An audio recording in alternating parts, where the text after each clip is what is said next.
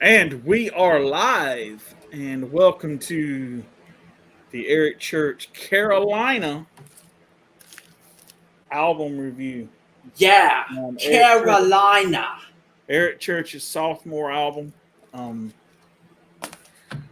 you know, uh, I just want to say that I think this is a really cool record. But we're going to dive into this. There's 12 tracks, um, and you could kind of see on this record um, the progression and the way that Eric Church was going with his music and his career and everything.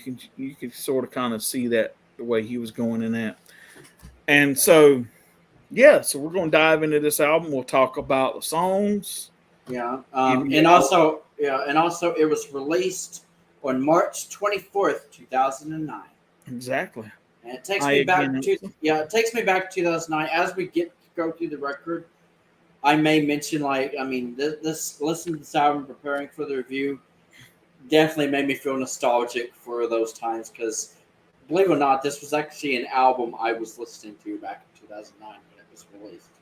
So, um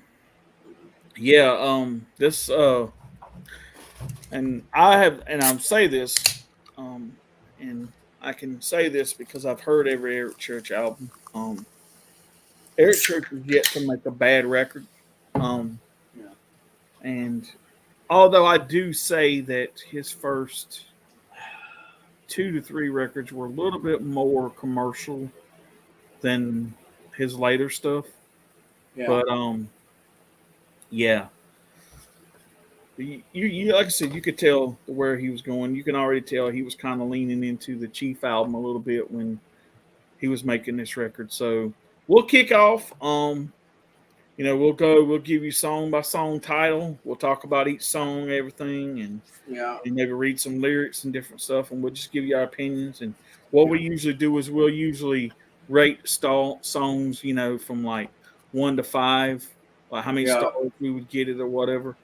yeah, So yeah. And then at the end, we may mention like our top three or top five songs from the album. yeah, Like it depends on how many songs that really we rated pretty high for this album. Like what our favorites are. We'll definitely mention oh yeah, those. So and then if a song has a video, we may talk a little bit about it when we get to that track. So, oh yeah. but yeah, other than that, I guess you can start off while Bear and we can take turns. Okay, give me just 1 second, right quick. Song.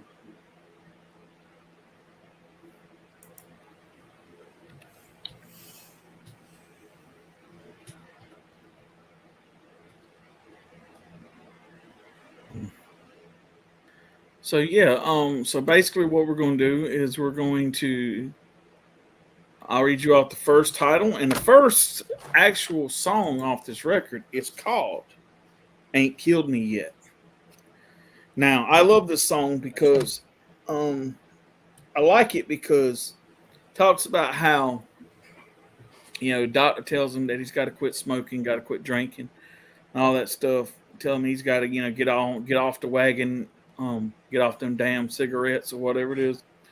But he's like, he wants, and he tells the doctor why don't he listen to him because it ain't killed him yet. Well, it's because when his wife or girlfriend, whoever it was, left him or whatever it is, he thought that would be the end of him. He thought that would be the death of him. And if he could survive that, he could survive anything that's thrown at him. And that's why he says it ain't killed me yet. And I just love this song because I kind of feel that way in my personal life. Like when my first ex left me, I thought that was going to be the end of me.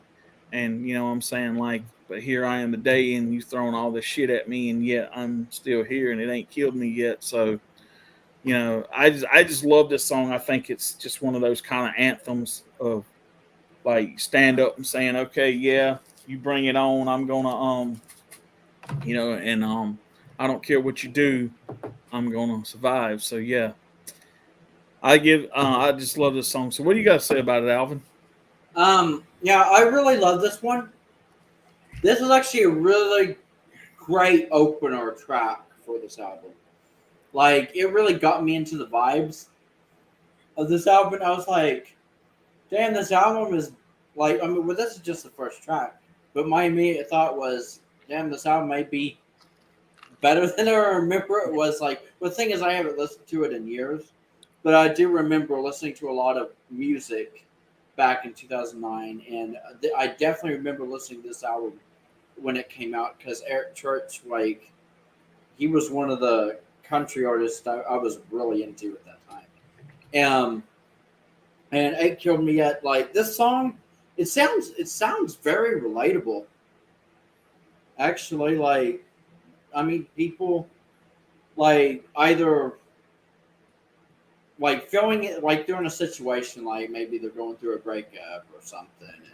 Like they've been through hell and back pretty much. And I mean, he's basically like to me, in my opinion, it's basically saying like he's basically doing that cliche. Where it's kind of cliche, but because everybody says it now, but it's pretty much that saying of what doesn't kill you makes you stronger. That's basically the kind of message I was getting from it. Basically, he's not dead yet. I mean, he's doing all the stuff that maybe his doctor's saying is bad for him, but yeah, he's still kicking. Yep. He's still living. And I don't know. I can kind of relate to that. I also think it gives a good message to pretty much like that Tim McGraw song, "Live Like You Were Dying." It kind of has a similar message. Like he's basically living like he's dying, or basically living to his fullest, like living like there's no tomorrow. So yeah, I definitely love this song. For an opener track, I definitely give this 5 stars. Like this may actually be one of my favorite songs on the album, but there's still some uh, on the album that I may like more than this one. But yeah, for a track one on an album, it's great. So that's all I gotta say about it. I I think I'd give it like 4.5 stars, something like that. Okay.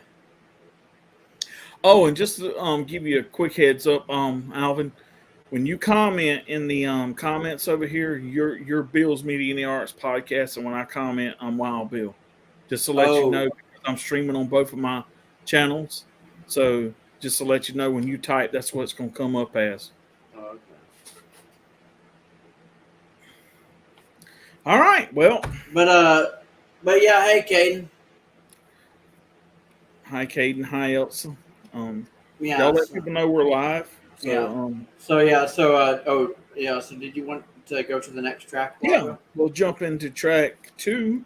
Okay, track 2 is called "Lot of Boot Left to Fill," and I'll just say a little bit like what it says here before I get to my own thoughts. But it basically says in this song, Eric takes a shot at the current culture of country music. He feels that the artists only care about the fame and fortune rather than making the best music they possibly can, which I actually think is a really good message. Like, because I mean, the music industry is weird and everything, and even like like what people like some people may not know is well, while Bill was actually telling me earlier about that like or that Eric Church used to be on the Rascal Flatts tour and he got kicked off of it. Which I think is funny with the lyrics like boy bands give it up, and if it looks good on TV, it'll look good on a CD. But yeah, while Bill probably can give you more detail on that, but yeah, I really love this song and what it means. This is actually another one of my favorites on the album. But at the same time, I think I would probably give it like 4.5 stars, like instead of like a 4 or 5, because I mean in my opinion, there's still better songs on the album, but it still keeps up like the upbeat country music of this record. So yeah. So what do you think, Rob? Well, I'll probably have a few things to say about this song. This Yeah. song is probably uh, either my first or second um, favorite song on this album, and I'll tell you a little bit more of that later when we get deeper into the album review. But I love this song because this song takes a jab at Music Row. It takes a jab at all those people who are out here who are fake country. It takes a jab at all these people out here who have got where they're got just because they're a pretty boy or a pretty girl. And like the whole line says, if it looks good on TV, it'll look good on a CD. It doesn't matter whether you got any damn talent or not. You know, Nashville will say, oh, yeah, they look good on, so let's just throw them out there. And, you know, people will go crazy. And it's talking about, the whole song is talking about how you got a lot. Waylon, if you listen to the song, it talks about, I don't think Waylon done it this way. And if he was still here, he'd say, Hoss, neither did Hank. And you still got a lot of boot to fill. You know that old saying, you can't fill someone's shoes, you can't fill their boots or whatever it is. Like, you'll never be the artist they are. That is what he's talking about. Like all these guys that are coming out here now thinking they're all that. And yeah, you can't even, you're not worthy enough to tote someone's luggage off their bus to the hotel room because you just, like I said, you got there because you're a pretty face. You didn't put in the time and you didn't put in the hard work. And there's another line in here, and this is probably sums it up probably best than all of it when he says, it says, you say you're the real deal, but you play what nobody feels. You sing about Johnny Cash, but the man in black would have whipped your ass. You know what I'm saying? Like, that's true. Like, you got these fake country artists out here talking about, oh, you know, I'm a Johnny Cash fan. Man, you don't even know. You probably couldn't name 3 Johnny Cash songs. You know what I'm saying? You'll say that shit on TV to make yourself look good, like you're into this all old era of country music when, you know, like you said, the man in black would have whipped your ass. You know, you're fake as a $2 as a $2 bill or a $3 bill or some shit like that. You know, you say you're all this, but you're really not. And that's what I love about this song. It, even back in 2009, you know, Eric saw all this stuff coming. Especially, like I said, when he got thrown off the Rascal Flatts tour there for playing too loud, playing too long, and stuff like that. And if you kind of look at it, I think that's kind of ironic. Rascal Flatts is no longer around, but yet Eric Church is still here and going strong. So what does that kind of tell you? That look who was right in that picture there. But it's almost kind of like that, you know, when George Strait and Alan Jackson did that song Murder on Music Row. This is kind of like that. It's almost a stab at country music and Music Row and how they do things or whatever. And like real artists out here have to pave their way and have to carve their way and fight and scrap for everything they get. Then here comes an artist just because they look good. You know, next thing you know, they're doing a stadium tour and like, what the hell? You know what I'm saying? That's just the way it is. And I love this song, and I love it because it, you can kind of, like I said, with this album, you can kind of tell Eric that the way Eric was going with this album, like he was going to be the next guy that was going to be like the Waylon or the Willie and the Johnny Cashes of country music. Those guys who stood up for the art and not the damn Nashville way of things. And so, yeah, I love this song, and I'm going to give this song, I don't usually do this a lot, but I'm going to give this song 5 stars. And like I said, I think this is my favorite, or at least maybe tied for first on this album. I don't really want to say it's my second favorite because, you know, but the reason I say that is when the songs come down, when it comes to me, it's more of a personal song. So we'll get into that a little bit later. Yeah. So that's all I got to say about that song. But yeah, I totally agree. Well, bro, this is actually a really good song. But I mean, I don't know. I feel like maybe it was more personal to you than it was me, but I still I still enjoy the message of the song and everything. So it's one reason why. I mean, I still give it like 4.5 stars. It almost made it to 5 stars for me, but I don't know. I did love a lot of songs from this album, though. It was a really good record. And so, but yeah, adding to that, though, Bill, so in a way, would you, I mean, like, as a question, I was going to ask, so do you think, like, in a way, Eric Church was a gift to country music or like a Yeah, blessing? Like a yeah, blessing to country music, especially in 2009 to now, or it should say 2006 to now, since he started in 2006. But yeah. You could tell that see what it was you needed someone to pave that new, I want to call it outlaw era of country, to for people to go down again, you know, because you just don't really have that out there anymore today. yeah, And yeah, yeah, he definitely brought the outlaw back.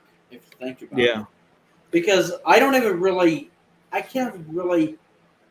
I don't think there's anyone else in the country where, I mean, there's maybe a few artists here and there. But they've been in the game for decades that they still like outlaws to this day in country music, like George Strait, for example. But yeah, I do kind of get what you're saying though, Wild Bill, because even someone as great like Tim McGraw has actually kind of strayed a little bit from his roots. I mean, in some of his later albums.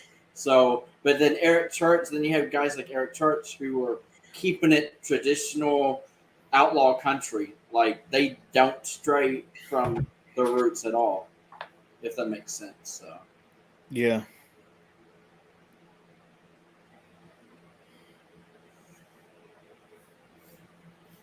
So well, but oh yeah, well yeah, you can introduce track 3 though, Wild yep. So the next song is called "Young and Wild." Um, it's talking about how, he did some things when he was younger. Like it comes up and it said, I wasn't trying to do no harm. I was just trying to prove I was tough.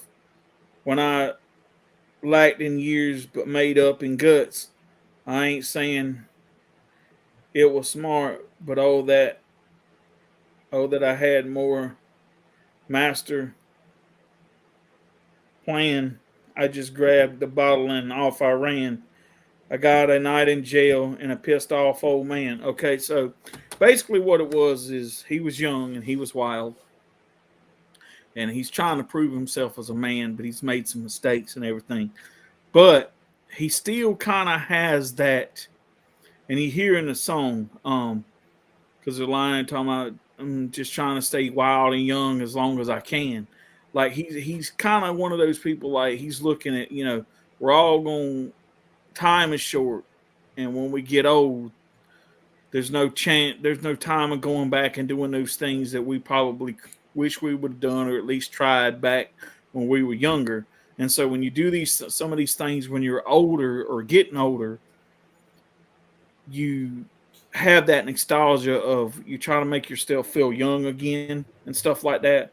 And it's just talking about all the wild and crazy things you've done as a young man. But then when you get older, you're still doing stuff, but not like you were. Maybe not in the same, you know, extent as you was when you were younger, just to kind of have that young feeling again.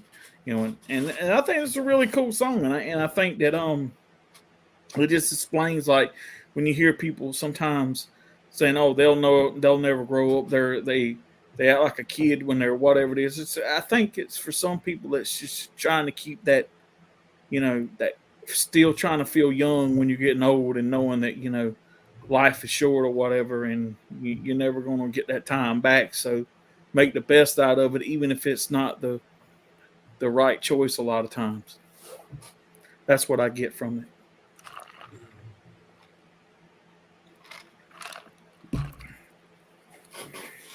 And I'd give it like 3.5 stars, something like that. 3.5 stars. Okay. Well, I gotta say, this is probably one of my favorite songs from this album. I don't know. I don't know why, and this may be an unpopular opinion. I don't know why when I was listening to this, and like I actually like shit you not. This to me sounded like a 2007 esque Brad Paisley song.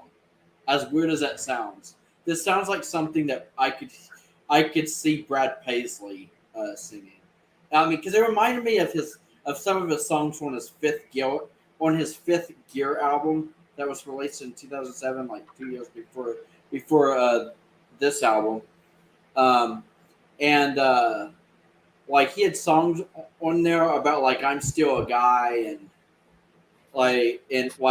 basically he had a lot of songs about like wanting like feeling young and being wild and free kind of way, and like just the way Eric Church sung the song, I was like, in my opinion, what could have made this song better if it was a duet with Brad Paisley. I don't know why I could see Eric and Brad on this song, like because it sounded like something that they would both sing.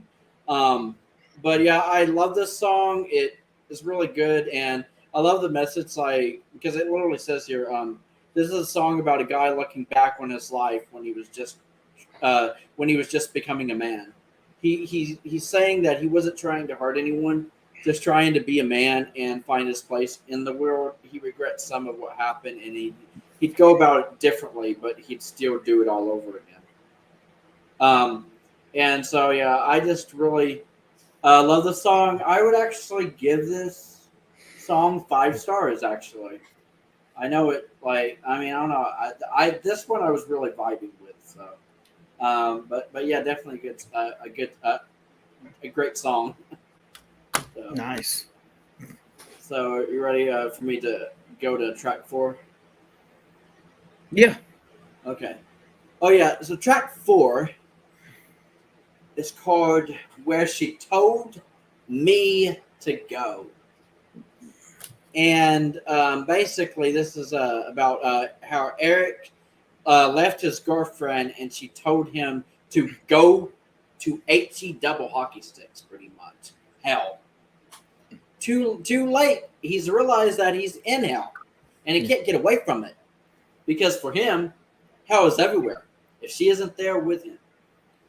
Now I'll be honest with you, this is another one. Like this was like 2 songs in a row where I was really vibing with the album, and so this is another one of my favorites in that sense. And I kind of love songs that are like this, but I don't know. Maybe it's because I'm also a sucker for love songs, even though this is kind of like a breakup song at the same time. But you can tell he's still in love, I guess, with his ex girlfriend, or he still wishes that that she was still with him and everything. But yeah, I do love how he basically does say like in the lyrics of the song on the chorus when he said, when I said baby it's all for the better, yeah, what do you know, I think I wound up where she told me to go.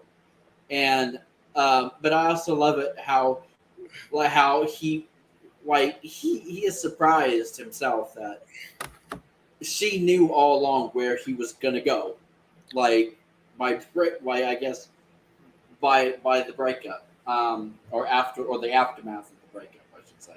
But yeah, I love this one. This is definitely another one of my favorites. Maybe it's because I also could relate in a way, like in past relationships. Not like I don't know. It's just it seems like a very relatable thing, at least for a guy that was in a long term, like well committed relationship, and then the love of your life like kind of leaves you, like it's just out of your life all of a sudden for one reason or another. I mean, and sometimes it can take a pretty long ass time to get over someone. So maybe that's why I find it relatable in that sense. So yeah, great song, another 5-star song for me.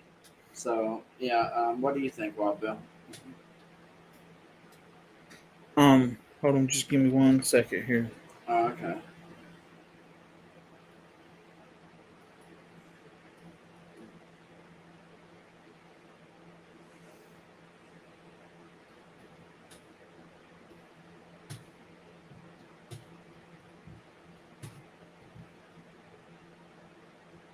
Okay. So yeah, basically, this song is basically about a guy who was in love with a girl, but he kind of had this yearning inside of him that also wanted to be free and not have like this being tied down to one kind of person. So when like he breaks up with her and breaks her heart, like I said, she tells him to go to hell, and he thinks, because when he breaks up with before he breaks up with her, he thinks, if he being single, he's going to have this really great, thing. But when it comes to find out, once he's out there alone and everything's just going wrong for him and all this shit and all this, his, everything is not what it was. He thought it was going to be.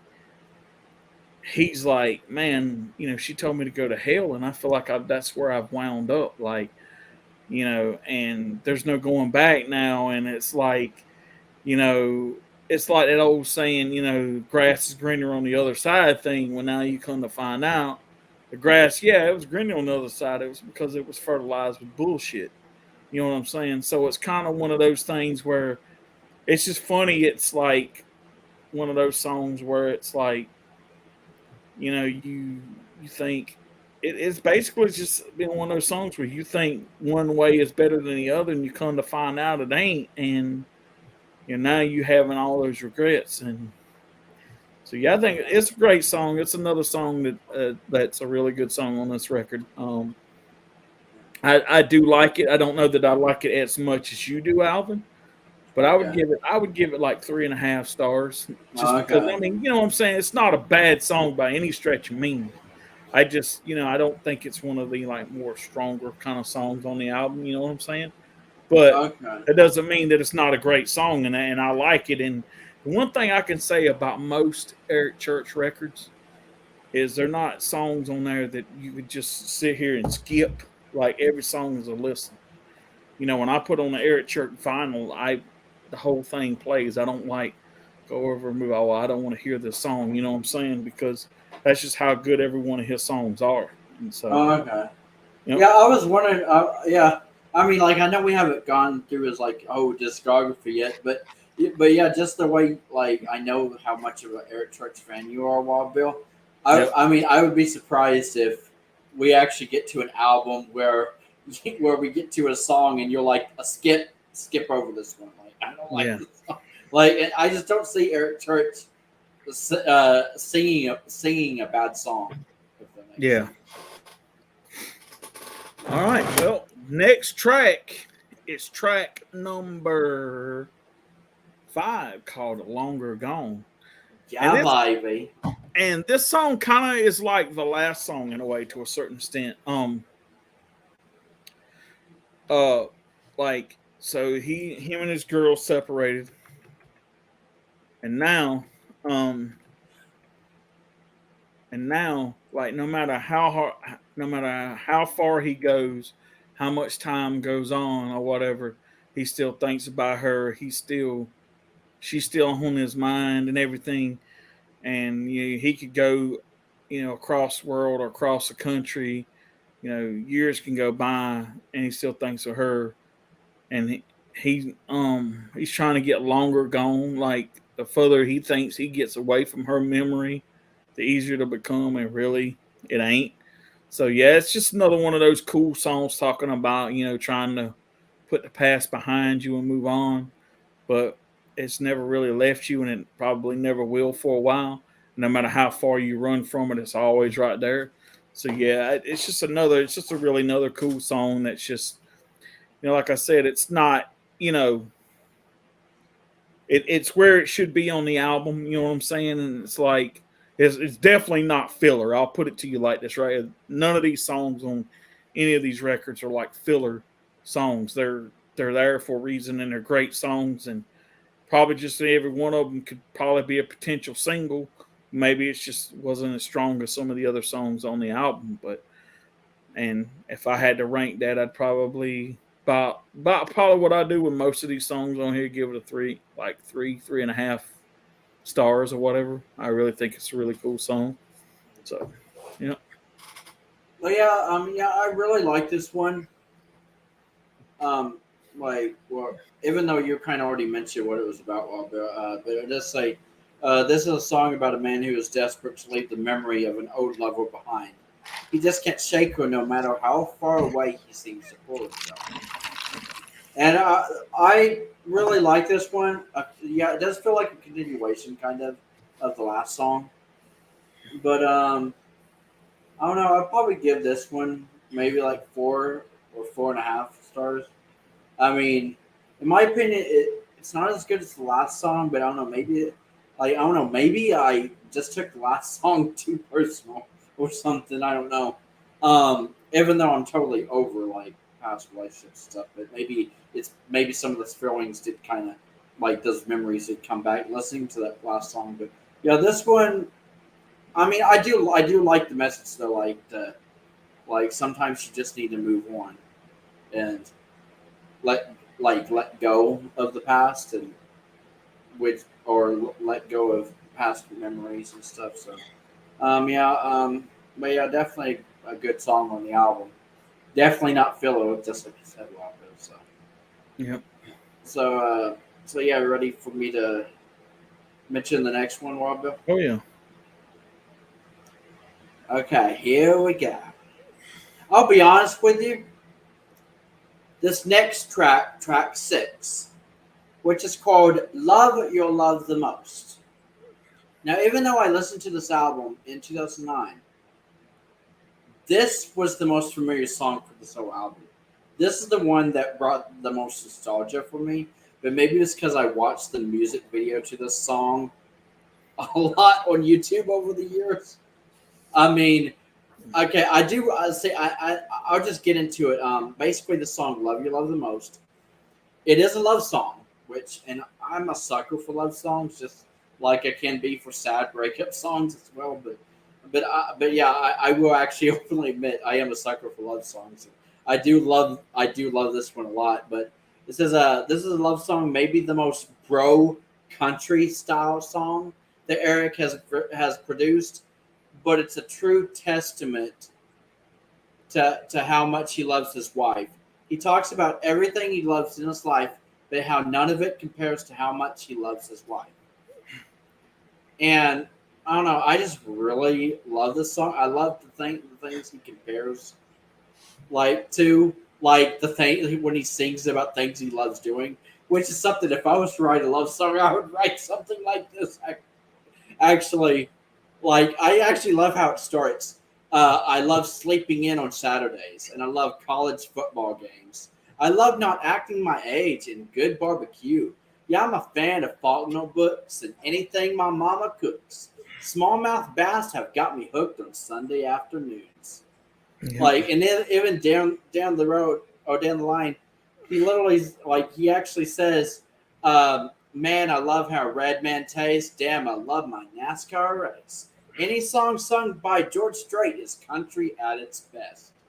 I don't know. I just really love the lyrics. This song is a very lyrical type song, in a way. Just the way he sings it rolls off the tongue so well. But I have one problem with this song, and this may just be a personal thing. The only problem I've ever had with this song, before I get into I guess what I thought of maybe the music video, the only thing the only problem I really ever had with the song was when he sings about loving mustard on his fries, and to me that's like the grossest, nastiest. That who would eat mustard on a fry? Although I've never loved mustard. I don't know. I've always been like a ketchup kind of guy when it comes to fries, but even I could eat fries by themselves, but I've never ate mustard. See, that's something my sister probably would have done though. My sister loves mustard, but I've never been a mustard guy.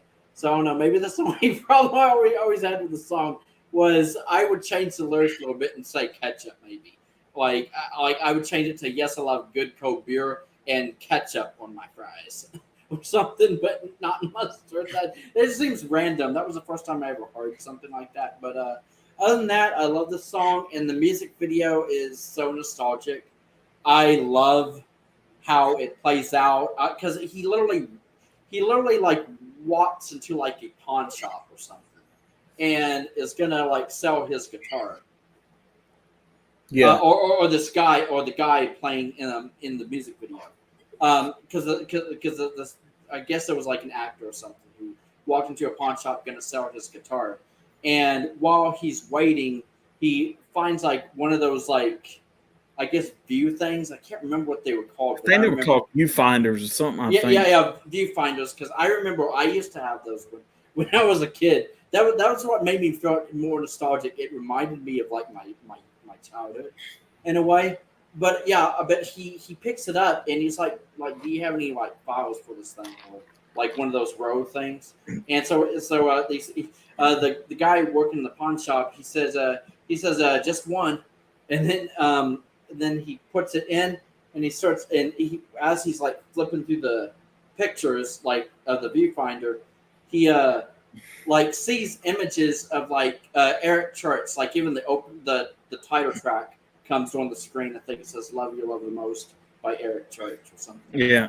Yeah, and then it basically shows clips of Eric Church throughout the music video, and he's like walking into like a record store at one point when he's singing about how George Strait is country music at its best. Yeah. And he shows himself putting back a George Strait vinyl, like on the like in the record store. So I don't know. The music video is very nostalgic. If you haven't seen the video, I definitely recommend it. To me, it's one of the best music videos, well, the best country music videos from that time, 2009. I don't know. I don't know. I've always loved the music video to this song. It's probably one of my favorite country music videos of all time in that sense. But just that one lyric, "Mustard on my fries," is basically the only problem I've ever had with the song. And with that being said, I'd give the song maybe 4.5 stars. It'd probably be a complete 5 if it wasn't for that "Mustard on my fries" lyric. But yeah, it's definitely 4.5 stars for me. So yeah, what do you think, Wabdo? Actually, it's funny. Talking about all the things, and I agree. One thing I agree with you in this whole thing is the mustard thing. I can't get past that part. But Okay. I didn't know if you could relate to that. Yeah. I feel that if I had Eric Church to go out and write a song about me Yeah. and all the things that I love, this would be the song. Okay, because Oh, I love really? it's like he's like me. I'm a hell of a. I Yeah. love college football.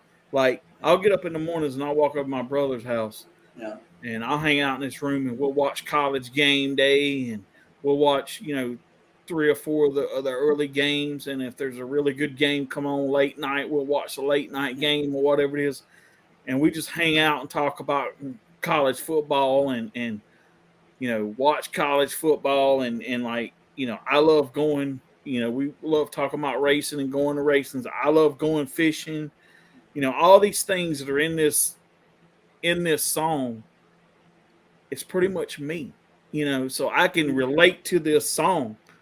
Um, Well, even when I was all the listening, things I love, and even back when I was with my first ex, all the things I loved her love the most. And that was just the whole thing. Yeah, that's right, Caden. This is Eric can't sing a bad song, and with this song, because it so relates to me and it talks to me, and it's almost like giving my love of things almost word for word. Because yeah. in here it talks about how I love good cold beer, and well, I don't care about mustard on my fries, but I like a good love honky tonk, the rocks on a Friday night.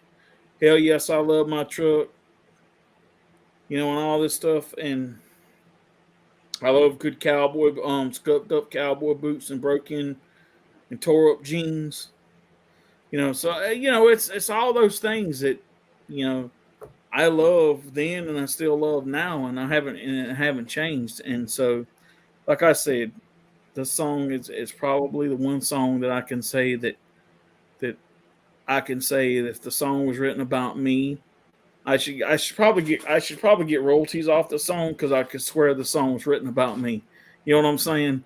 Um, Yeah, So I know what that feels like, Wild Bill, because I mean, not this song particularly, but because I've listened to music and I was like, are you sure that this song was written about me? Like everything about me is in this one song. yep, Yeah, but I mean, but yeah, I'll be honest with you. When I was listening to it, Wild Bill, it kind of sounded like he was singing about you and Robert in a way, yeah, because the one lyric about "Damn, I love my NASCAR race."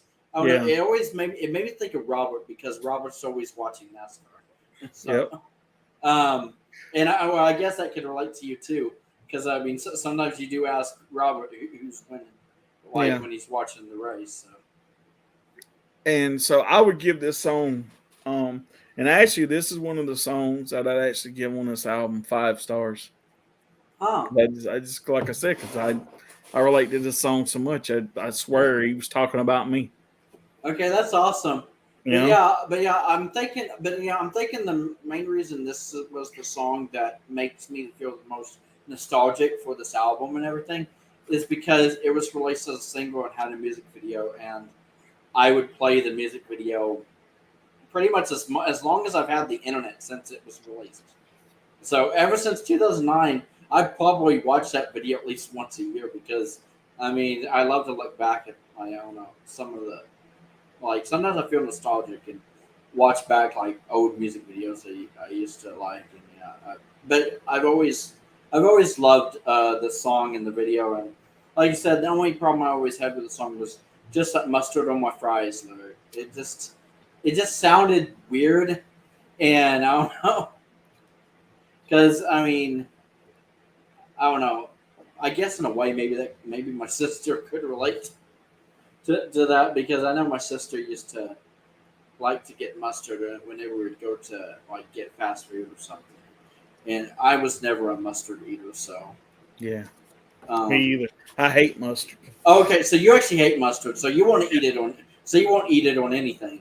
No, I'll be right back. Step out Uh, just a second. okay, but yeah, that's basically just what I was saying. But yeah, I'm glad that me and Wild Bill can actually kind of relate on that, says because I feel like it's rare for. I mean, we're not saying that me and Wild Bill disagree like all the time, but I do feel like we would disagree more than agree on something, and so it feels kind of nice that we actually kind of can like agree on the whole mustard thing. I will say this though about mustard, right? Yeah. Every time I eat mustard, Well, damn, Elsa. Elsa, where else? What? if like I order something or something and it's got mustard on it and I don't know it, and I'm like I'm hungry as hell, so I'm just gonna eat it anyway. That's the only Yeah. time I ever eat mustard. Okay. But yeah, Elsa said a hot dog isn't a hot dog without mustard. I beg to differ. Yeah, I beg to differ too, Elsa. Anytime I get a hot dog, I like it with either ketchup or chili. That's basically what I like with my hot dogs. Is ketchup or chili. Or both. Maybe they could go together. I don't know. I just really love chili. So. Cool. I mean, well, I guess like I feel like even though I like country music, I was gonna say since I like things like that, like chili, I guess I'm pretty country then. If I like chili, or that's basically as country as I get. Is well, I like country music and I like chili, even though I listen to pretty much all kinds of music. But yeah, mustard with ketchup. Yeah, mustard with ketchup tastes so good. Well, Oh wait, actually mustard with ketchup. Oh, I thought you meant hot dog with ketchup. I was gonna say hot dog with ketchup. But yeah, mustard with ketchup. Ew. I don't even know if I could mix condiments like that. Well, actually, I see this thing. I mean, I said I would always eat a hot dog with ketchup or chili, but I don't know if I've ever had both or hot dog before. Yeah. Oh, Els said you're fired, Bill, for not liking mustard. oh, nice. Happy about it. You got fired. Yep. You That's good. I guess that's one fire I'll take then. Yeah, well, at least you took 44 minutes, or almost 45 minutes before you got fired, Wild Bill. I know, right? So you ready for track 7, or? Yeah. So. Okay. Hold on. Give me just 1 second. Yeah, and I guess before you get to track 7, I'll say it looks like the next song, like after the one we just covered, is also a single from the album. Yeah. Yeah, I guess we're gonna get to the next single here. Yep. So the next song on this album, track number 7, called "Smoke a Little Smoke," was also a video put out for this album, and basically, this song is talking about like it says drink a little drink, smoke a little smoke. But there's this part in here where it says want to put some feel good in my soul. Um it's talking about finding ways to just kind of like relax, kind of like just let the world go by and let all the dumb things that are happening in the world or all the shitty things in the world um like just a release from it. And he's talking about drink a little drink or smoke a little smoke or whatever. And if you know what smoke he's talking about, it's weed or whatever, or marijuana. Yeah. Of course, I've never smoked marijuana. I've never took any drugs, but I have and still do drink on occasionally. So I know what he's talking about when somebody drink a little drink, So that I can relate to.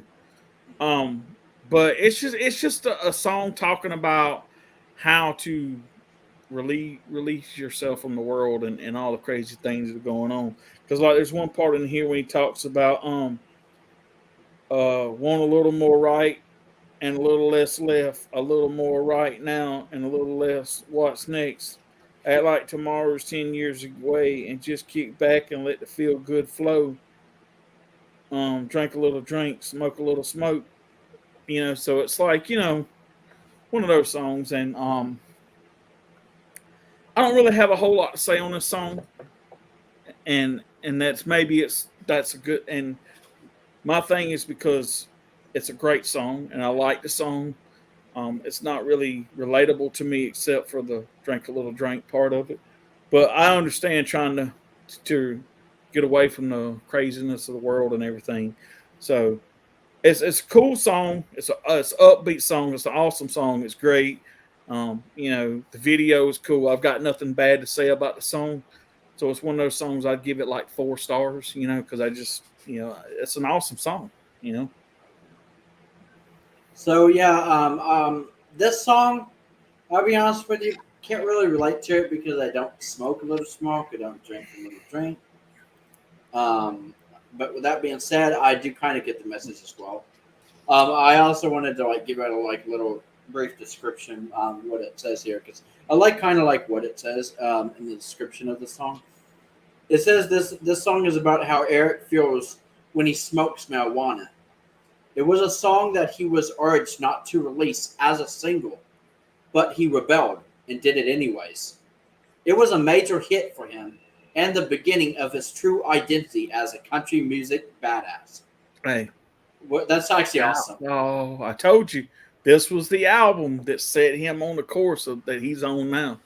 Well, he literally says that. Well, it basically says this was this song pretty much was the beginning of his true identity as country music's badass. Yep. Because he released the song even though his record label was like, no, do not release the song as a single. Like his record label was literally like, no. And he was like, yes. I'm gonna do whatever I want, bitch. I mean, that's basically what he said. I mean, I like his attitude in that sense. So, but yeah, I can't really relate to the song, but I do like the song. I mean, it does have good vibe. I can get into it when I listen to it. It's not like I would totally skip over it or anything if it comes on. But that being said, this is probably going to be one of the first songs or one of the only songs on the album I would probably give it a lower rating than I usually have on the previous songs. I don't know. Maybe I would give it 3.5 stars, which is ironic in the sense that while Bill's been giving most of the songs 3.5. but yeah, to me this is maybe a 3.5 star song. But I mean, I still like it though, and I like how Eric pushed for the song to be a single, even though everybody else around him was like, "No, do not release this." And he was a true rebel and an outlaw and released it anyway. That's actually pretty badass. Yeah. So yeah. So did you want me to introduce the next track now? Oh, I know. Or is it my turn? Oh wait. Well, okay. Well, I think you just introduced it. Oh, that's right. Yeah, I did. That's right. Go ahead. Okay. Yeah, my bad. Okay. Yeah. Track 8. Without You Here. Now, this is a song about a fella who feels everything's changed when his woman left him. It's about feeling completely empty and without purpose, without the one you love. With that being said, totally relatable in a sense.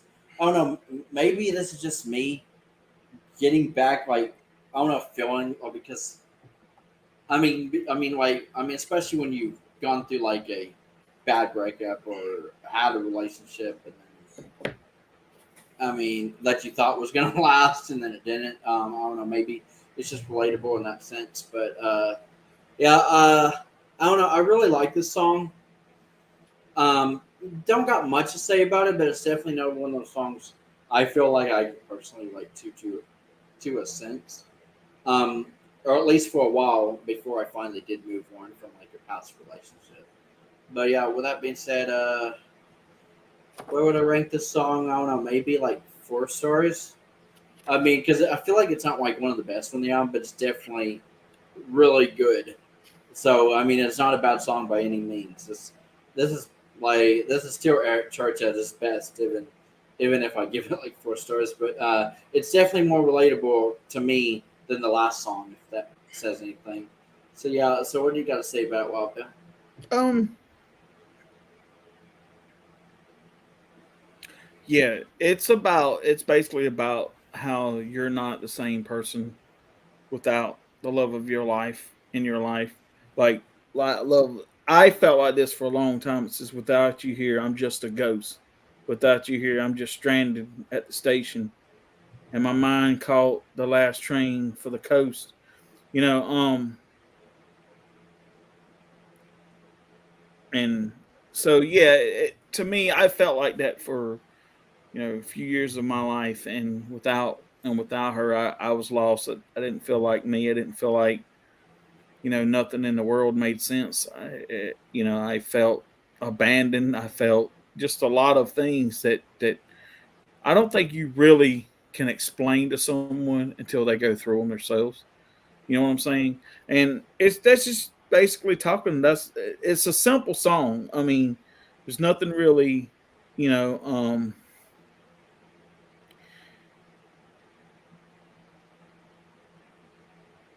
It says there's roads and sky boats and wine, a million ways to leave you behind. I don't know where, but there's still life out there. Not without you here, not without you here. And it says because without you here, everything is in black and white.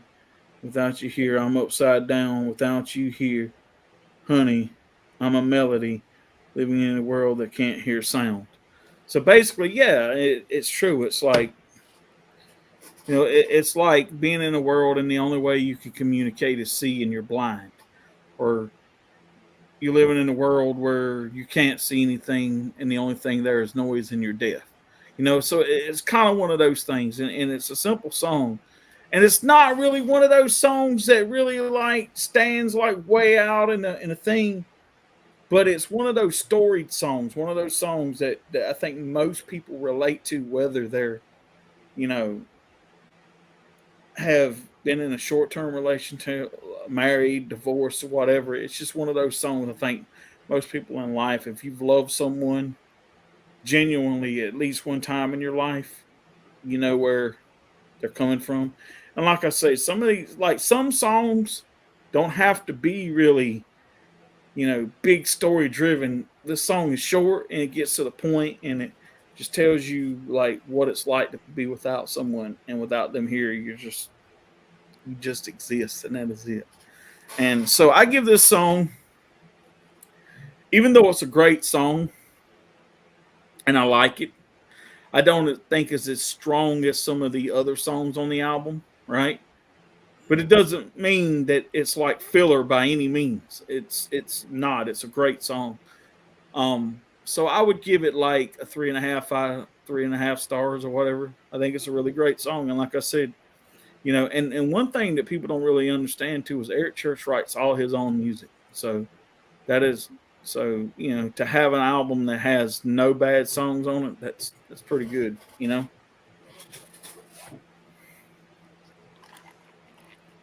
So yeah, I guess we can do track 9 then. Well, Billy got Yep. So I introduced track 9, right? Yeah, I can't wait to get into this one. All right, you make it look so easy. Wow. Yeah, I wonder what you think of it I because can relate to this song too because I'm hard headed like my father. I'm prideful. I am the kind of person I wear my heart on my sleeve. And when I tell people, like I've always told people about me, when I think one of the reasons why I'm single in this life is because I always tell people I'm not the easiest person to live with, and I'm not always the easiest person to get along with because I am stubborn, I am hard headed, I am prideful, I am, all these things, whatever, right? But when someone loves me or when someone loves someone like me and I don't understand, and I'm like, I can't do that. But they make it look easy. Like you have to give them props for that when you can love somebody like me and just make it look easy. Like, oh well, all these things, but I love you anyway, and it's one of those things. And because I don't know that I could do that. If I met someone that was almost just about like me, I'd be like, huh, okay, you know what I'm saying? Like, this is gonna be a hell of a road to go down when they're just sitting over here like going like, okay, been here, done that. This is just a walk in the park for me. You know what I'm saying? So when it says you make it look easy, yeah, that's what I get out of this song. And like I said, it's another one of these songs that are just kind of simple. It's great. It's straight to the point, Yeah. and you know, I give I give it like 3.5 stars, whatever. Really great song. Okay. Yeah, my thoughts on it. Before I get into my thoughts, I'll just read a little bit what the description says. But yeah, basically, this song Eric wrote for his wife and sang to her at their wedding.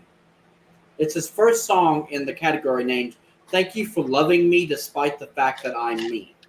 This song is about how he knows he's a difficult person to love and expresses how much he appreciates being loved by her. Yeah. But yeah, I really love this one. This song kind of takes me back in a way. Um, Not like because I can actually honestly relate a little bit to the song myself. Um, but it kind of reminds me of the song from his first album. I think it was "Guys Like Me," where he's basically singing like he surprises there's women out there or girls out there that can love a guy like him. Yeah. Because I mean he even talks about his dad in that one too Yeah. about like I mean that he ain't afraid to I mean that he ain't afraid to like he's not like a fighter or but he's not afraid to bleed or something. Um, but yeah, I kind of really love this song. I love the message, and even I can kind of relate in a way. Maybe I'm kind of hard headed. Like maybe I get that from my dad as well. Because I'll be honest with you, even though my dad was not really a good father by any means. I mean, at least later on in his life. But it was mostly like the narcotics and like he basically had like a pain pill addiction, which unfortunately led to his demise. Um, but with that being said, earlier in life, I mean, my dad was actually pretty hard headed back in the '90s. This was before he was like suffered from any kind of addiction and stuff. So maybe I can kind of relate in that sense. Like even my sister in a way is hard headed. Like and she gets that from our dad for sure. Because that's another thing. Kind of reminded me of me and my sister. Just the first line, the first verse. I got a hard head. I get that from my dad, and I can overreact, maybe just a tad, which is another thing I can definitely overreact myself. And I put up walls to show the world I'm tough too. Like that's something I feel like a lot of people do. Like they just shut people out, and I've done that too. Sometimes I still sugarcoat things. I'm not saying that that's what like he's saying he does, but I don't know. But putting up walls and stuff, that's something that I can definitely relate to. Just not opening up. Like it takes a lot to open up somebody, but I do love it when you meet that special someone and they seem to love you when nobody else does. When you feel like nobody else does, which that's like a very nice feeling when you meet someone who's like loving you for you, and yet even though like everybody else seems to maybe treat you poorly or mistreat you in some way, like maybe your own family, but then like this girl, then at least you have this girl here, kind of like understands what you're going through and like makes loving you seem so easy. Like that's a really nice message. I feel like that's so relatable. I feel like a lot of guys probably feel like they end up like later in life end up in a relationship like that where they meet someone who actually can seem to like I guess handle someone when other people can't or something because they're too hard headed or they're too headstrong or they're too this, too that, too like even I've been told, but like believe it or not, even I've been told before by a potential girlfriend, let me add, that I was too much for her. So that's why she wanted to break up with me. This was like a very short lived relationship back in like 2012, I think. I just thought I'd mention that. I've been told that I was too much to handle, I guess.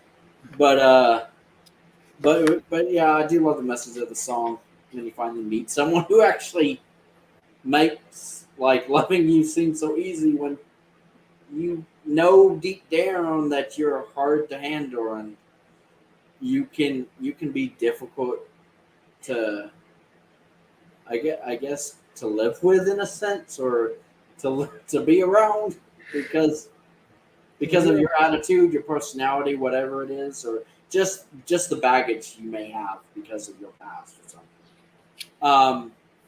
So yeah, I love the song. Definitely a pretty strong song on this album. Not gonna lie. So very relatable. Probably like maybe I'll give this like 4 stars.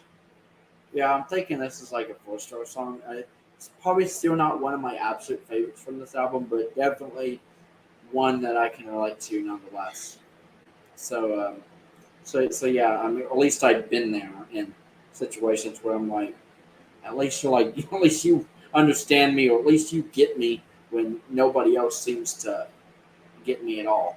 So it is nice when you do meet someone who actually that you kind of vibe with when you don't really vibe with anyone else. So yeah, I love the message of this song. So 4 stars for me.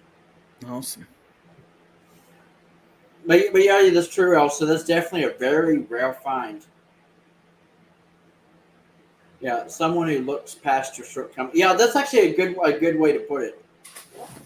Someone who looks past your shortcomings. Yeah, kind of like overlooks. I guess the bad, like the good, still like they can overlook the bad. They take more with the good, with the bad. I guess. So all right. Well, So yeah. Oh, you want me to introduce track 10? yeah, it's your turn again. Yeah, track 10. Now, I feel like this is one song on the album. I probably don't have as much to say about some of the other ones, but I don't know. I feel like maybe, like, I don't know, maybe by some chance, this song, maybe Wild Bill can relate more to it than I can. I mean, not saying that I can't relate to it because it is basically about home in a way, but yeah, it's a song called Carolina, track 10, which anyone who knows Eric Church is also from Carolina, North Carolina to be exact, I think. Yep. Yeah, but yeah, it says this song is about how Eric feels about his home state of North Carolina and how it brings him back to earth when he goes there to get away from his crazy life on the road. That's what it's about for him. But it's a transcendent song because it means something different to each individual. At its heart, it simply means home and what that means to you.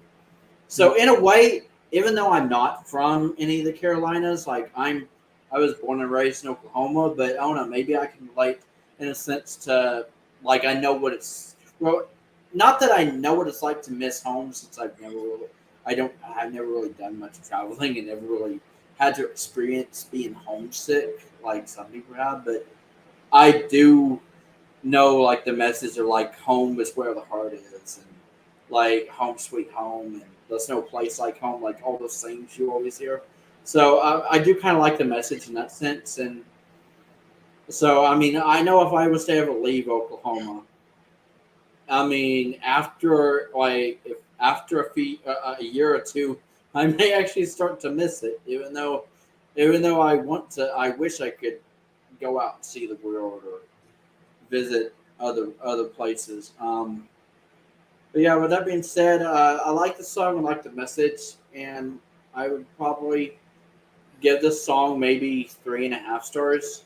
But again, maybe it's because I just can't relate to it as maybe some other people can. But at the same time, I still understand the message. Maybe, but yeah, let's hear what Wild Bill has to say about it, since it literally is about Carolina, and he's from South Carolina. Well, okay. Sorry, guys. Hold on just one second. Okay. So, okay. Carolina. Also, the title track from the album. Um, like Alvin mentioned, Eric Church is from Carolina. Boone, Yeah. if I'm not mistaken. Actually the same for those who Yeah. wants a little bit of a tidbit that has nothing to do with this album.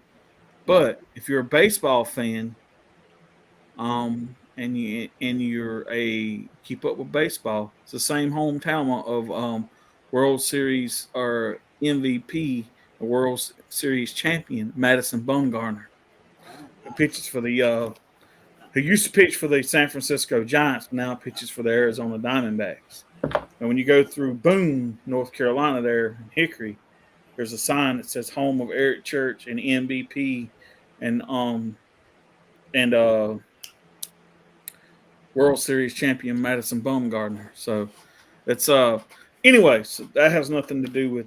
Okay, Carolina. This is why I said that a whole lot of boot left the field, and I had another runner up to go along with that song, and that song was Carolina. Okay, I love this song because growing up, born and raised in Carolina, I actually live probably about a mile from the North Carolina state line. Okay, but when most people think of the Carolinas, they don't really think of North and South Carolina. They just call it the Carolinas because there's not a lot of difference between North and South Carolina. Most of the people are the same. You know, a lot of the culture is the same. You know, it's not really much different. Now I remember growing up, and like when I was a kid, especially we used to go to the mountains in North Carolina.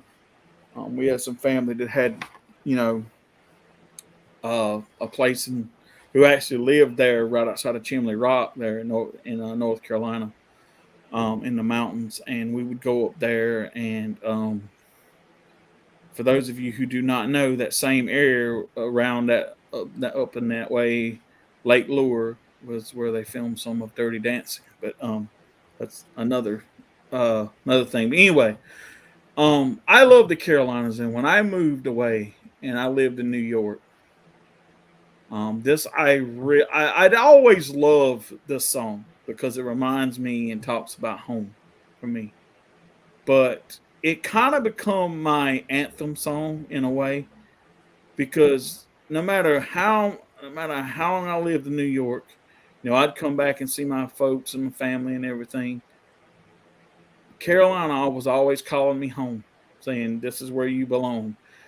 And eventually I wound up back here. And I know that someday that probably I'll never leave. I'll probably never leave the Carolinas again. And somewhere probably in the Carolinas will be my final resting place. And, but it's just, I have so many memories and great memories of growing up here, living here, everything from like what he talks about in here, like going fishing, all this stuff in here, just the places that it takes you and the memories and everything. It's I will say this, and like Alvin said to a minute there, he said he really doesn't find this song relatable as the point is he's never grew up in the Carolinas. But I feel like this is an anthem song for anyone who is in their state. I feel like you could take this song and call it like Oklahoma and just put in like aspects of Oklahoma or say you lived in Texas or Wyoming or somewhere like that. It would be the exact same thing. You could take and like write a song and talk about the exact same things in there, and it'd be a song talking about home and missing home and all this thing. And like I said, this is a song really about being homesick and just missing home. And it's almost like missing a girl, like when you're away from your wife or your girlfriend. It kind of you kind of still have that feeling you just can't wait to get back there, and it just seems like no matter what you do, everything keeps dragging you away, and the further you get, the more Carolina calls you home, and that's how I feel about it. And I love this song, and this song gets 5 stars for me, because like I said, it's relatable, and I live here, and I'm a Carolina boy, and always will be. Well, yeah. With that being said, though, before we move on to the next song, I just gotta say that's one reason why I was still trying to relate myself to it. That's why I was like, even though I never grew up in the Carolinas, I was like, I can still kind of see where Eric Church is coming from, though. Like, if it is about like missing home, because I mean, even the description it said like it was basically about how he feels when he's on the road, and he makes him miss home. I guess like maybe feeling a little homesick or something. What he longs for is basically being back home and seeing his family and stuff, and I don't know, visiting old neighborhoods he grew up in or something. Which I can totally relate in the sense of that, like because even though I've always lived in Oklahoma, my family used to move around a lot too. So sometimes when I drive by, like sometimes when I'm in the car with my sister and we drive by an old neighborhood we used to live at, sometimes I like feel nostalgic, like this is like I can't believe like how much this place has changed. Like this is like I would be bringing up memories to my sister all the time. Do you remember when we were kids and we would ride our bikes down this up and down this street? So I can kind of so I kind of still try to relate myself to the song, even though the song isn't actually titled Oklahoma. Yeah. But I don't know. But I can if I was to just change Carolina to Oklahoma, it would still pretty much be about the same thing. I mean, no matter where you live. Or it could be like Elsa, be like South Africa's calling me home. Yeah, yeah, Elsa. Like, don't ever just talk about that. Look at some of the lyrics here. Yeah, Like a like a phone call from my baby saying, yeah. "Honey, I miss you like crazy." Like the sound of a siren song. Oh, South Africa, you keep calling me home. Singing John, that. Can you just yeah, imagine you singing that, Elsa? yeah. Oh, South Africa, you calling me home. Oh yeah. But yeah, so yeah. I know you're not like a Eric Church fan or anything else, but that's my way of helping you relate to a song from this album. If that makes sense. Alrighty. So yeah, so you ready to move on to track 11? Yeah. So yeah, I guess this is the next one you introduce. Track 11, Hail on the Heart. I really love this song. And this song is cool because it is a typical song about a beautiful woman, right?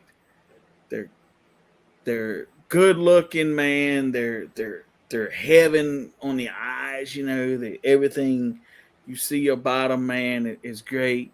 And parts of them can be great, but they could be hell on the heart. Like, I mean, they can like damn make you like want to hate them for 1 minute. They make you want to just like and and because it talks about in here like as pretty as a picture and got a smile that'll hold you together, a touch that would tear you apart. When she's yours, she brings the sunshine. When she's gone, the world falls apart. The world goes dark, and when she's heaven on the eyes, but boy, she's hell on the heart. It's just like there's good traits about her, but there's more of those kind of like just it's hell on you when even if you're not around her, you're not with her, or she's broken up with you or something, she can be hell on the heart, and it's just it I like the song. It's kind of uh it's kind of hard to explain in a way, but you'll get it when you hear the song, and I love it, and I think it's one of the coolest songs on the album, because it's the truth, you know. So yeah, Alvin might have more to say about the song than I do, but I'll give this song like 4 stars because it is really good. So Kind of funny you were thinking of me a while ago because this song, I don't know why. Maybe it's because of a past relationship I was in. Probably one of the longest relationship I was in. Let's just say I've been there or had this feeling like even afterwards, after like breaking up with my ex-girlfriend. Not trying to like just go into detail or anything about a past relationship, but I don't know. This is just so relatable, and like one of my favorite lyrics from the song is actually in the chorus where he says, "Yeah, she's heaven on the eyes, but boy, she's hell on the heart." Yeah, and that's something I could have said. I could have seen myself like if I was listening to the song at the end of that relationship I was just talking about. I could easily see myself like posting something like that after the breakup, like, "Yeah, she's heaven on the eyes, but she's hell on the heart." Like especially when I felt like I had a broken heart after the end of that relationship. But yeah, I don't know. It's just so relatable. I don't know. Maybe this song, it's kind of like one of my favorites on the album actually. But I don't know. I'd probably give it like 4.5 stars. I really love the way Eric sings this song, and maybe he does a really awesome job at drawing me into the lyrics or what he's singing about here. Because I mean, like I said, I mean, if you've been in a relationship with somebody and this person, like, she's like beautiful. Like anytime you look at a picture of her or something, or just see her in person, you're like, damn. Like she's like easy on like heaven on the eyes and everything. But I mean, she like the way she uses her, like words that can come out of her mouth can crush you back down to reality and in a heartbreak. I mean, in a heartbeat, I should say. But I guess heartbreak would work too because she's hell on the heart. So yeah, totally relatable in that sense. So yeah, 4.5 stars for me. okay. Yeah, and what wasn't this song also a single or was this song not really a single? Because I remember this song was very nostalgic to me too. So I don't know if this was played on country radio. I think it was a single. Okay. But there wasn't a video for it, I don't think. Okay. Okay, so only I want to say it was a single. Don't hold me to that though. Okay. Because I was thinking it was a single because this was another song on the album. I was like, oh no, I think I've actually heard this like on country radio at one point. Yeah. I do think it was a single. Okay. But yeah, I love the song. So yeah, you're ready for me to introduce track 12? I wanted to say one other thing, and I guess the Okay. way how I really wanted to say this Yeah. song was like my first ex. She was beautiful, she was sexy, she was smart, she was funny, she was all those things that Yeah. a guy looks for in a woman. Yeah. But the breakup and all the things that went through after, and even in times in the relationship, and she was like hell on the heart, and she's just and I believe that, and I don't know sometimes that they're always intentionally being that way, but because you love them so much and you go through all this shit, and it's just so much shit to go through, it's almost like it's not really worth it. All those things, all that beauty and all that stuff. And the end, is it really worth it? Because all you're gonna do is be wound up being hurt and broken. So yeah, I think that's the easiest way for me to describe this the song. So yep. We're coming up to the last song on the album. Yeah. Track 12. Before I even read the title, I'll just say this is one of my favorite songs on the album. Those I've loved. I don't know how you feel, Bill, but I guess we're getting into your thoughts in a minute. But I love this song. This song was, I don't know why, this song just seemed so relatable. Maybe it's because, I mean, this song sounded universal, like the way he was singing it and the lyrics. I don't know. If you just look up the lyrics, I mean, this song seems like something that people can relate to, especially when you're like looking back at your life. Because it does feel like someone that is like in their adult life and they're like looking back at like as far back as their childhood, looking back at like old memories of like people you met through your life, whether it's family members, friends you made along the way.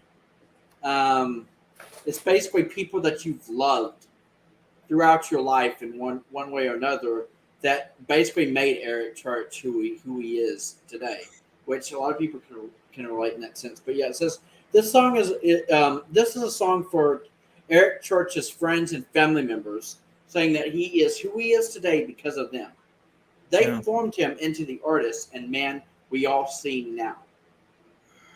And even though this is like an autobiography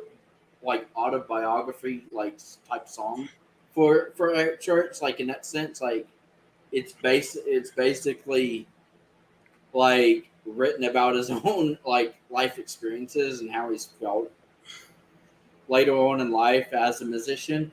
I feel like this message alone can relate, like anybody can take this song and relate it to themselves in some way. I mean, despite like Eric Church like mentioning certain people throughout the song, but I mean, there's certain lyrics here that automatically made me think of like friends I've made and like my like father figures, like mother figures that I've met. Like, I mean, I'm not just saying actual my actual father and mother, but just people in my life that helped shape me who I am today, and even like brothers and sisters, like this one lyric here where he says, I never would have made it this far on my own. Where would we all be without those fathers and mothers, sisters and brothers, the friends I've made, the long lost lovers? I wouldn't be who I am today if not for those I've loved along the way. And that's actually one of my favorite lyrics from this whole song. Actually, one of my favorite lyrics from the whole album, actually. And just that line alone made me think of you guys in a way, like the people that like I'm friends with you guys, but at the same time, like wow, Bill's like my brother from another mother. Elsa's like my sister from another mister. I mean, so is like Caden if you stereo. Like I mean, we're like brothers and sisters in our circle of friends here.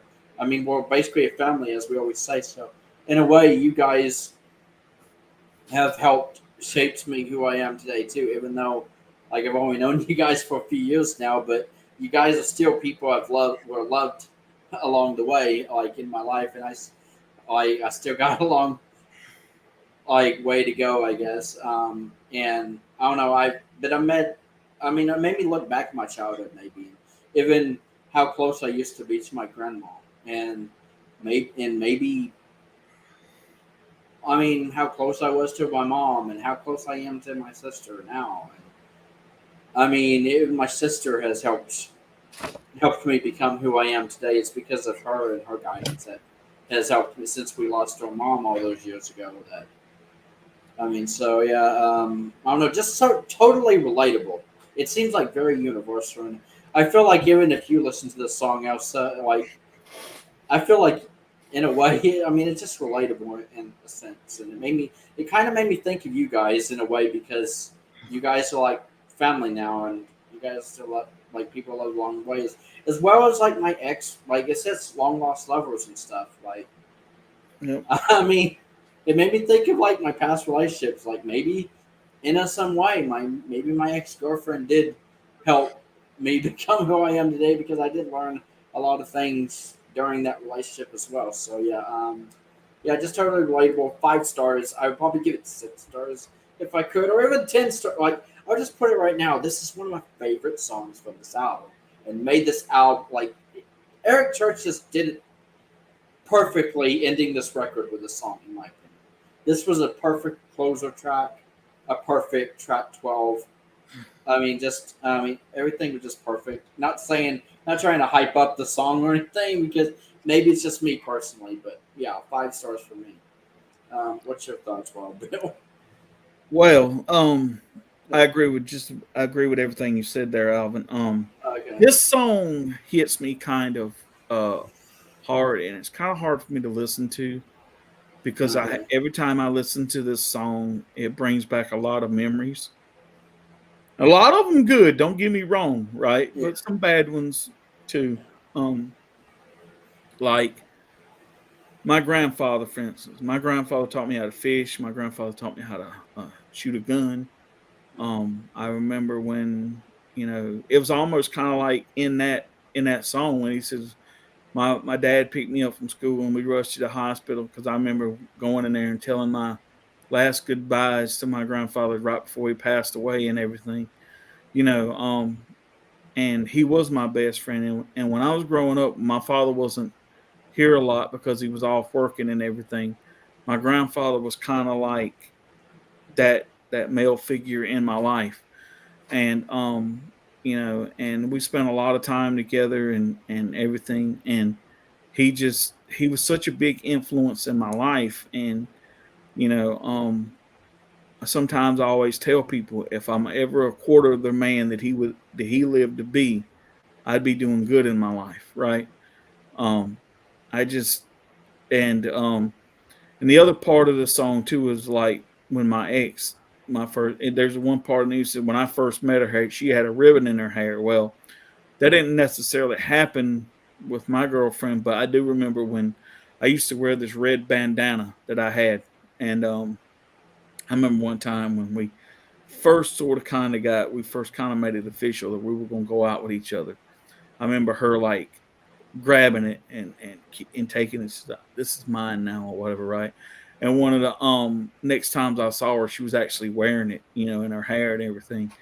And so it kind of has that nostalgia, that feel to it. And I even have a picture of her one day when she's actually laying in the bed and she has it in her hand and she's sleeping or whatever. And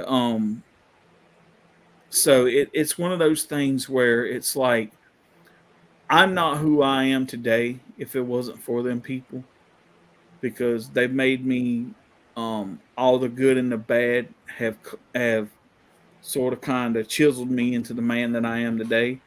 And I wouldn't be here without them. And even my second ex, even without her, I wouldn't be where I'm at today.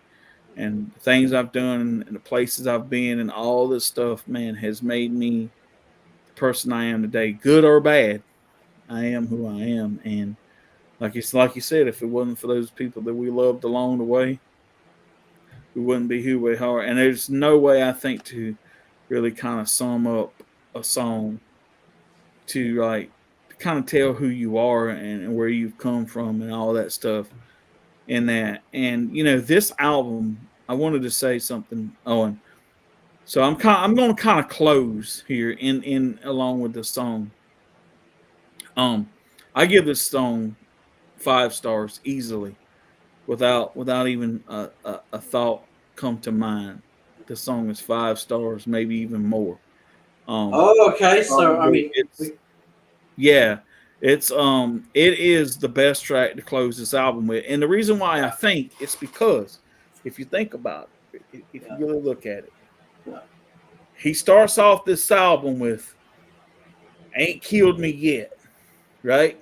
yeah, And he's talking about it's almost like it's come full circle. He talks about all those things in this life, the love, the loss, the the misfortunes and everything in his life. yeah. And all the stuff he's willed through, they ain't killed him yet because it's made him the man he is today because of the people he loved along the way. So it's almost Carolina's almost like, if you wanted to look at it, a concept album. You know what I'm saying?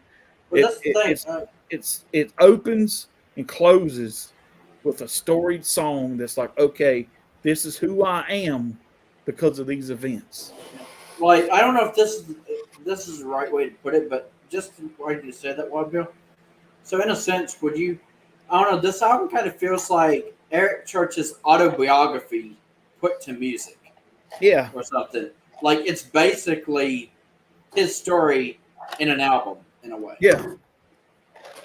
And I mean, and if this is just one album, I can't wait till we get to more of his albums. Because I'll be honest with you, Wild Bill, I probably haven't listened to every single Eric Church album. So there's probably some songs that we eventually get to on an album I never even heard, and I'm gonna be all taken back by. So yeah, I definitely look forward to continue these album reviews. Though, than Wild Bill. So yeah, this is definitely a very good album to get back on track with the Eric Church album reviews. Um, if I had to rate this album Yeah. one through 10, this album would probably be a 9 out of 10.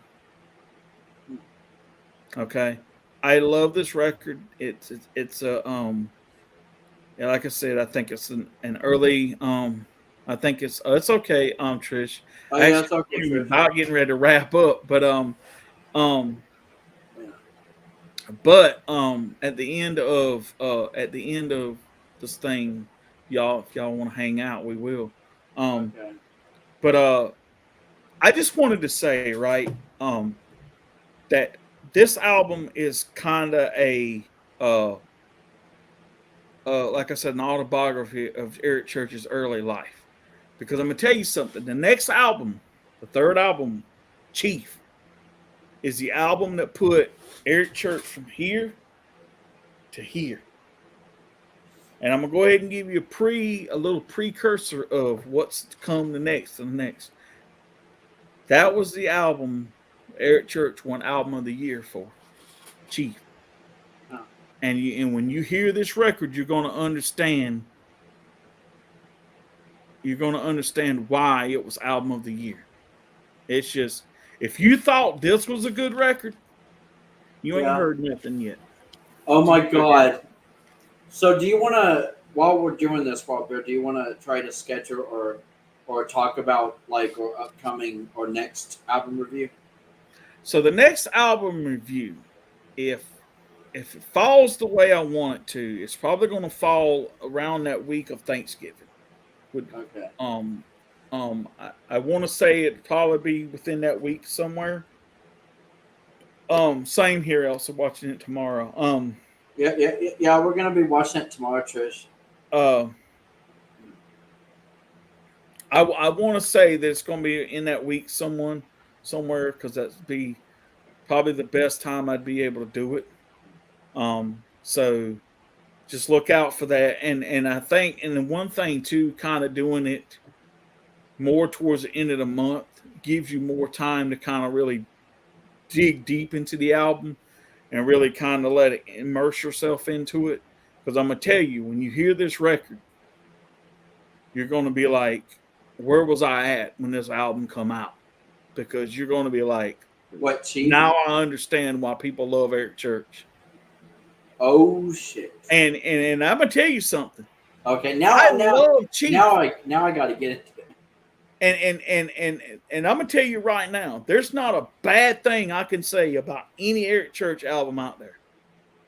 And I would probably have to say that in if I had to rank, Eric Church albums from 1 to whatever it is, Chief would probably be a close set first, or at least a second, and like Sinners would probably be like third.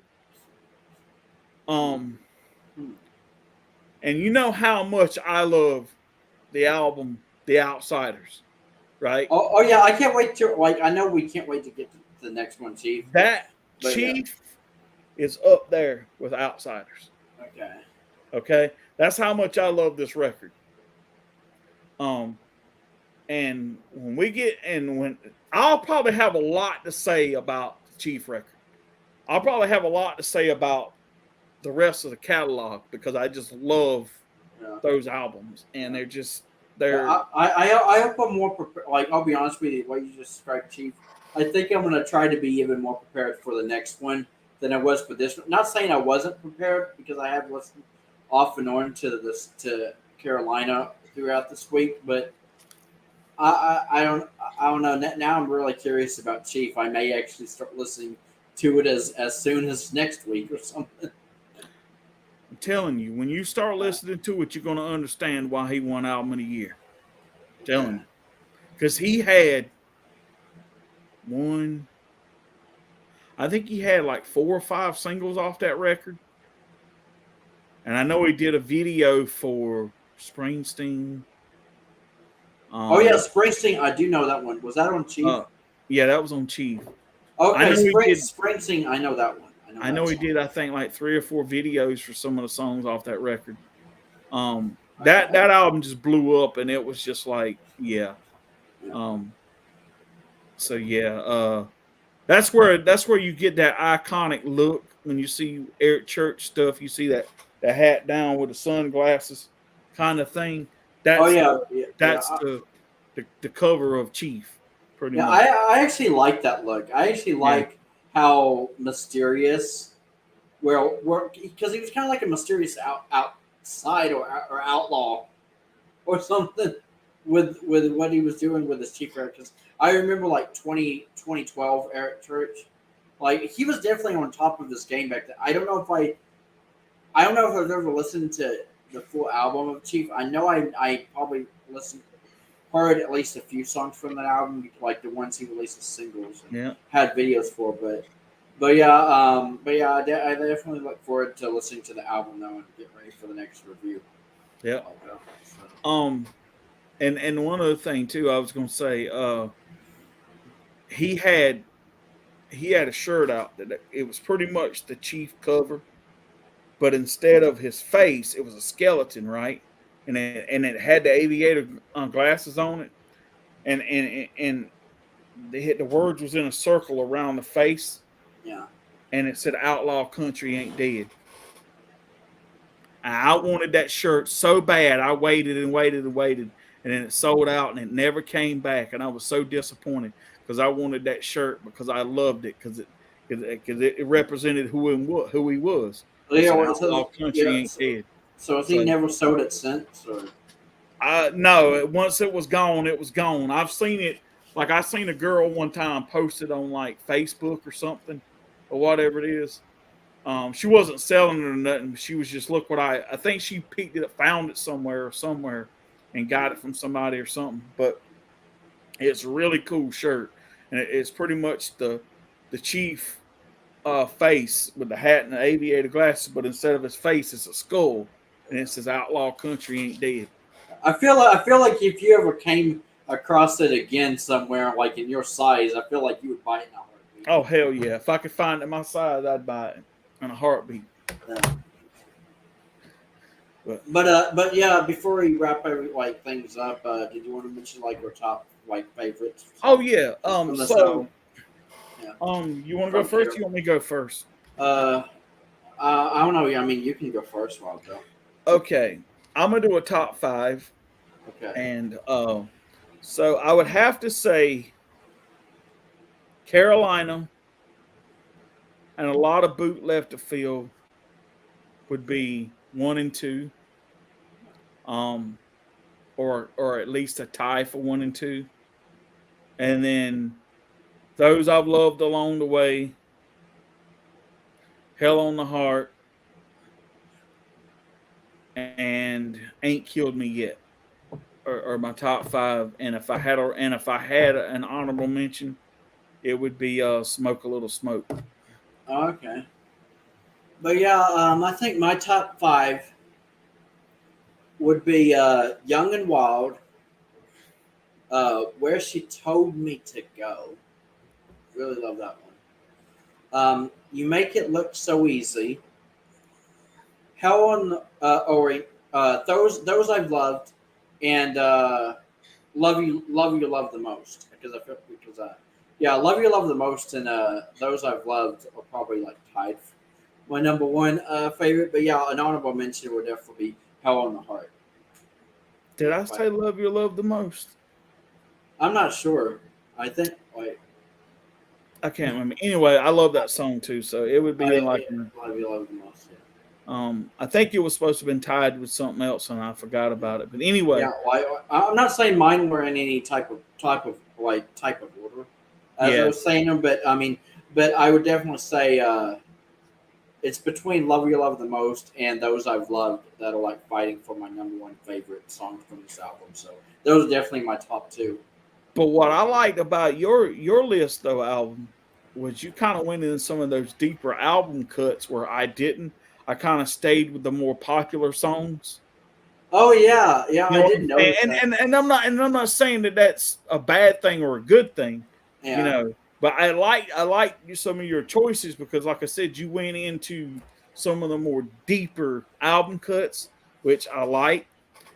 And I think what? I'm going to say this, and I'm probably saying too much right now because I know that review is coming up. But when you listen to the X album, you're going to find out that there's not a song on that record that could not have been a single. Oh, nice. Okay, I definitely look forward to it, and I definitely need to. I'll probably listen to the album a few times because really try to find myself into the song because that's one thing I'm like I usually have a habit of that.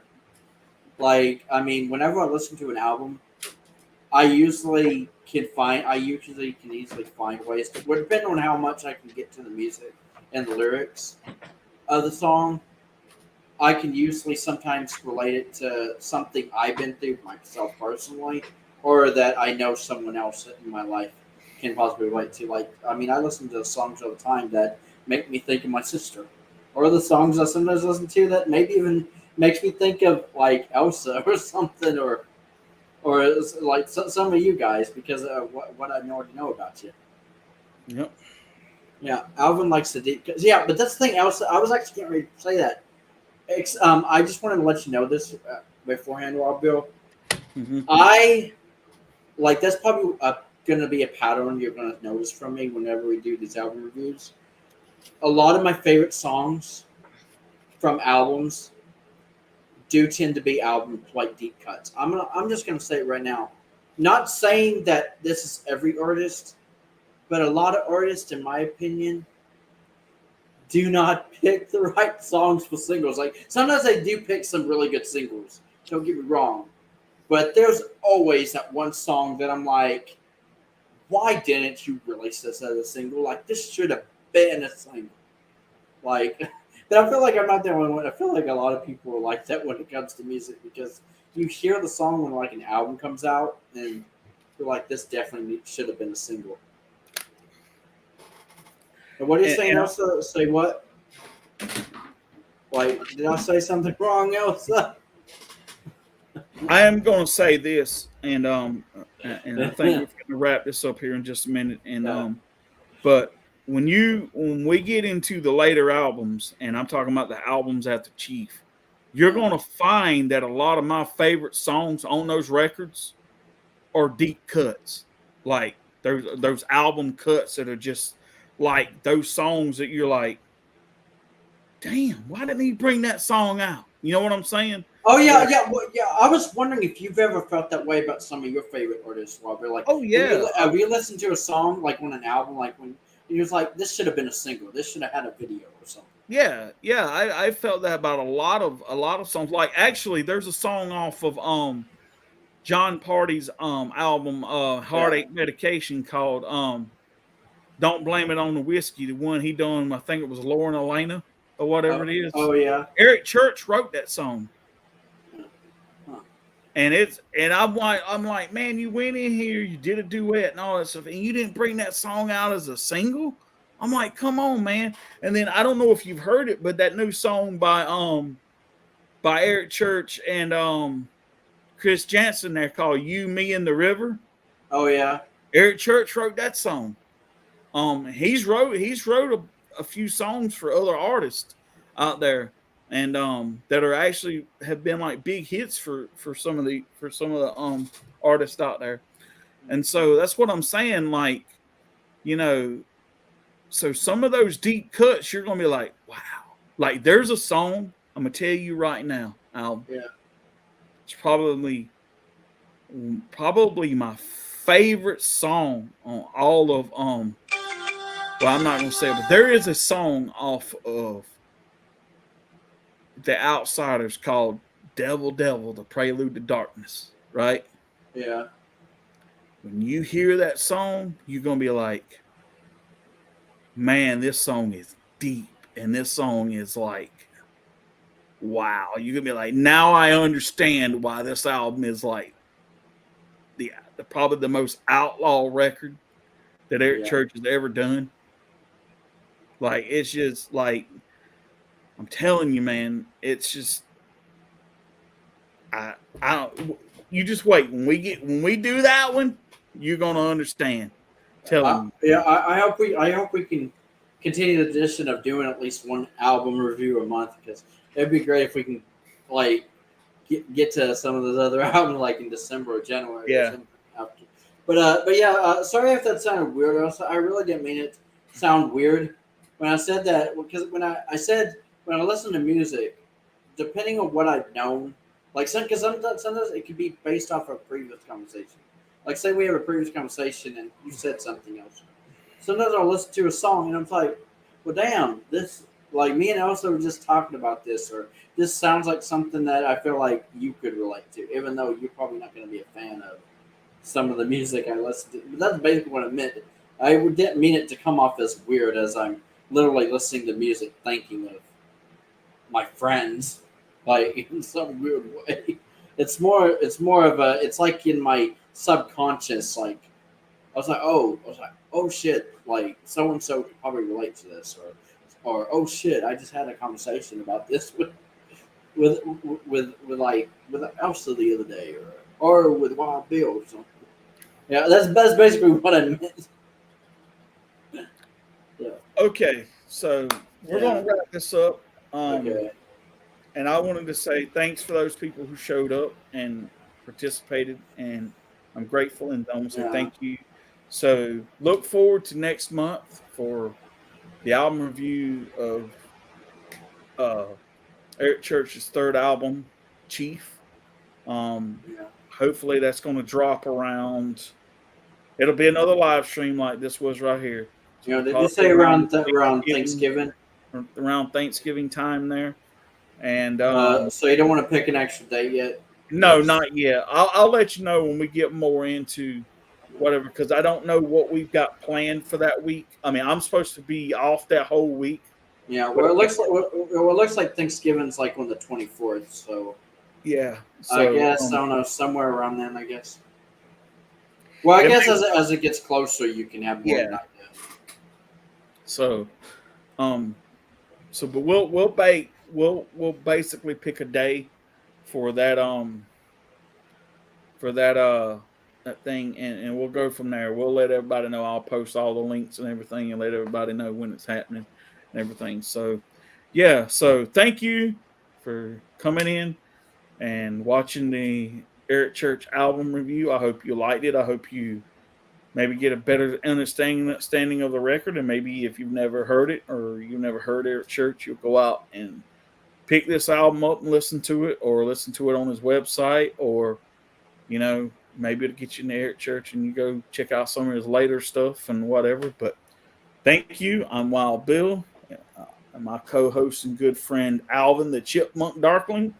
Yeah. Out of here saying thank you.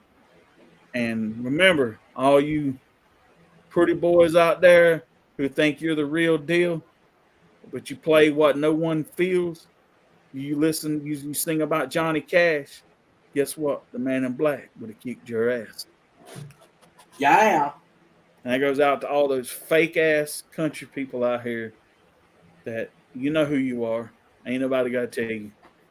So have a good night. Thank y'all. And the floor is yours, Alvin. You have something you want to say? Yeah, well, I hope you just offended probably like 50% of you. I was checking out. Oh no, I was like, well, he's an asshole. I was checking out. But yeah, this has been a great review, and we're glad for anyone who showed up, and thank you for joining us, Caden and Trish, if you're still here, and of course our Frozen girl, Elsa. Oh, she can't. Oh yeah. But yeah, did you want to just wrap it up and end it, or? Yeah, we're good. Trish, I want to let you know if you're still here. I'll throw you a link if you want to, and you can come in and hang out or whatever. Yeah, we're in our group. The link is in our group thing. If you want to come in and hang out too, that's cool. But anyway, so this is it. Y'all have a good night. Love y'all. And Eric Church rules. Yeah. Eric Church rocks, man.